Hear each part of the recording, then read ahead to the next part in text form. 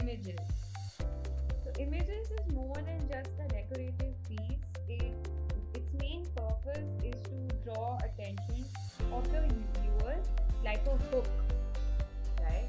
So how many times you must have seen, these really big billboards with movie posters, or you must have seen a book with a really interesting book cover, right? So why do we get drawn towards such things? It's mainly because of the way images have been used to attract attention, right? So bring your attention to this movie poster of Bhag Milkha Bhag. So for those of you who have seen this movie, you know it's based on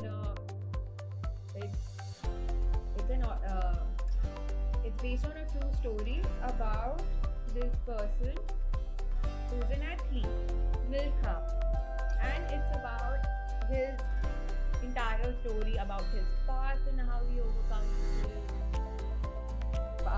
challenges as a child, right? But before this movie was released or he even went to the theater to watch this film, you must have seen on billboards or you must have seen posters or anywhere. You get drawn towards that poster mainly because of this how this poster has been created, right? So if using images for anything, it is a really powerful tool, right?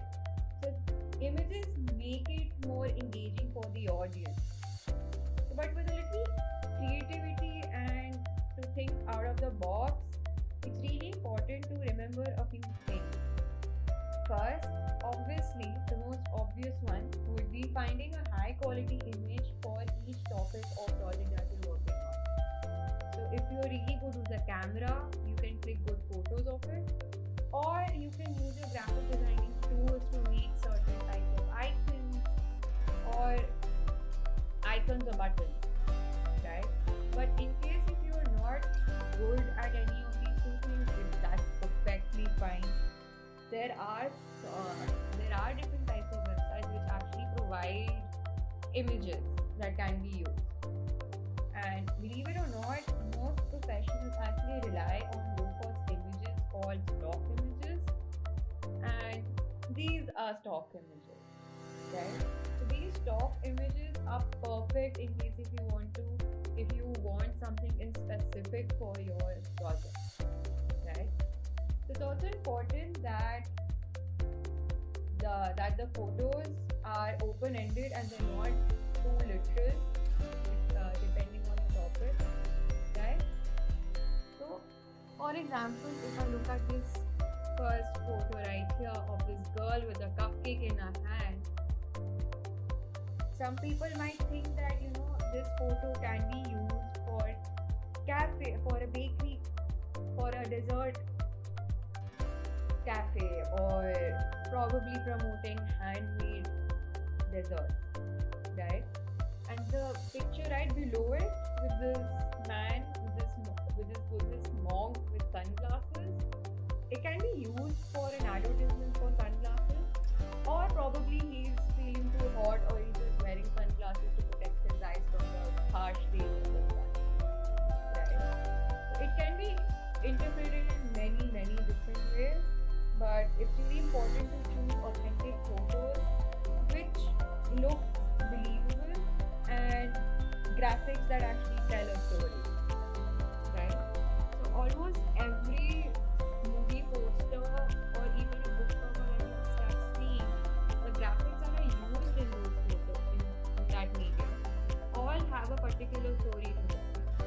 How many times you must have seen movie posters with these kind of images, and you try to interpret about what the movie is about, or what type of genre is going to be. Is it worth going and watching that movie film or not? Right. So one of the crucial things that we all have to remember is that we cannot use images that are very generic or are way too literal in meaning. So we have to look at images that subtle and are related to your topic, right? So even though when this movie first came out, and I didn't even see the trailer, when I first saw this movie, this movie poster, I first thought it's going to be a thriller film, or probably it's about, it can be something, it's maybe thriller, or maybe it's related to some terrorism, the way this guy is running. He's like he's running from something. And I never really guessed that it's based on a true story about an athlete named Milton. Right? So it's only after watching the film and seeing movie posters we realize what a powerful tool images can be.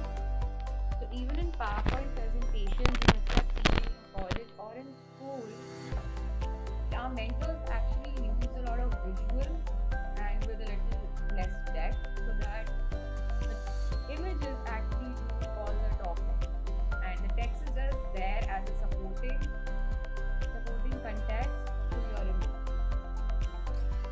So while we are choosing images, it's important that we do not choose any blurry or pixelated photos, because it can give a really wrong impression as well. So we have to look out for images which are sharp, which are clear, and there's no distortion. That's again where raster and vector images come into play. So if we actually use a really big size file of image, when we expand it or crop it in any way, the quality of the image is not lost. But if we actually choose a really small size image and when we expand it, it gets pixelated or blurry. So it doesn't really look good as well. So then it's highly recommended that we look for some other type of photo which fits into our topic. Right. And lastly, in case if you want, you can also play around with your images as well. So, like for example, Photoshop can actually help you to add certain filters to your images which fit within your topic. And that's about it. So I covered all the important points regarding images and how images play an important role when you're covering a certain topic, or if you're choosing images for your project. So keep all these points in your mind, and in case you can also take down notes, and then in the future can you can use these pointers in mind, and which will help you to choose your images a lot later in the future. So thank you for watching and stay tuned for more.